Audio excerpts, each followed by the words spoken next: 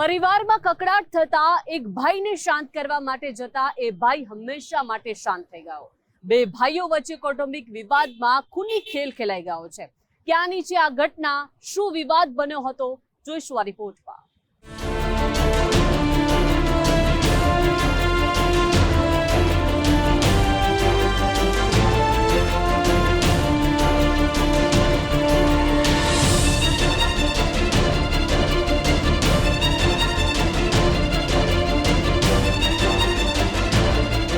પરિવારમાં પૈસા કરતા એકતા અને શાંતિનું મહત્વ વધારે છે।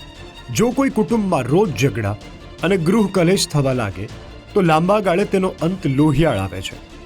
અમરેલીમાં કૌટુંબિક ઝઘડામાં મોટા ભાઈને અટકાવવા વચ્ચે પડેલ સગા નાના ભાઈ મનોજ માણોદિયાની છરીના ઘા મારી હત્યા નિપજવામાં આવી। આ સંબંધોના ખૂનના ચકચારી ઘટનાક્રમ પર નજર કરીએ તો અમરેલી સિવિલ હોસ્પિટલ નજીક આવેલા ઝૂંપડપટ્ટી વિસ્તારમાં હત્યાનો ચોંકાવનારો બનાવ સામે આવ્યો। એક જ પરિવારમાં સાથે રહેતા લોકો પૈકી પુત્ર મયુર મણોદિયા દાદી પાસે થોડાક પૈસાની માગણી કરવા લાગ્યો। વ્યસની પુત્રને સવારે પૈસા આપવાનું કહી દાદી આનાકાની કરી અને શાંત પાડવાનો પ્રયાસ કરતા રહ્યા। દાદીએ સવારે પૈસા આપવાની મયુરને બાહેંધરી પણ આપી, પરંતુ જાણે માથે ખૂન સવાર હોય તે મયુરે છૂટા પથ્થરો માર્યા બાદ દંડો લઈને દાદીની પાછળ દોડ્યો। આ સમયે ગભરાયેલા દાદી બચાવવા માટે ઝૂંપડાની બહાર લોકોની વચ્ચે આવી ગયા। આ સમયે બહારથી દોડી આવેલો મયુરનો સગ્ગો નાનો ભાઈ મનોજ દાદી પર થતો હુમલો અટકાવવા માટે વચ્ચે પડ્યો। આ સમયે ઉશ્કેરાટમાં હાથમાં રહેલી છરી મયુરે સગ્ગા નાના ભાઈ મનોજને છાતીના ભાગે ઝીંકી દીધી। આ હુમલો એટલો ગંભીર હતો કે મનોજ વણોદિયા લોહી લુહાણ સ્થિતિમાં ઘટના સ્થળે જ ફસડાઈ પડ્યો। આસપાસના લોકો હોસ્પિટલ લઈ જાય તે પહેલાં જ તરફડીને નાના ભાઈ મનોજ વણોદિયાનું દુઃખદ મોત નીપજ્યું। આ અંગેની જાણ કોઈએ પોલીસને કરતા અમરેલી સિટી પોલીસના કાફલાએ ત્વરિત સ્થળ ઉપર પહોંચી મનોજના મૃતદેહને પોસ્ટમોર્ટમ અર્થે હોસ્પિટલ ખસેડ્યો। મોટા ભાઈના હાથે સગ્ગા નાના ભાઈની હત્યા જોઈ પરિવારજનો આક્રંદ કરવા લાગ્યા।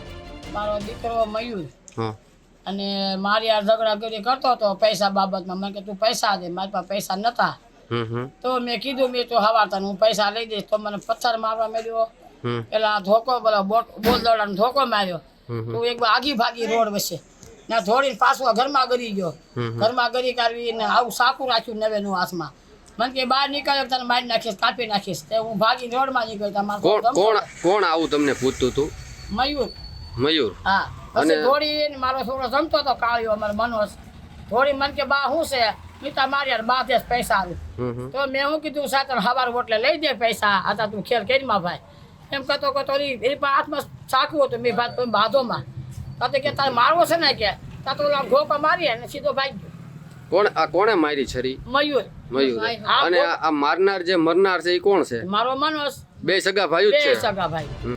અમરેલી સિટી પોલીસ સ્ટેશને દાદી નંદાબેન વણોદિયાએ ફરિયાદ દાખલ કરાવી, જે આધારે પોલીસે ગુનો દાખલ કર્યો।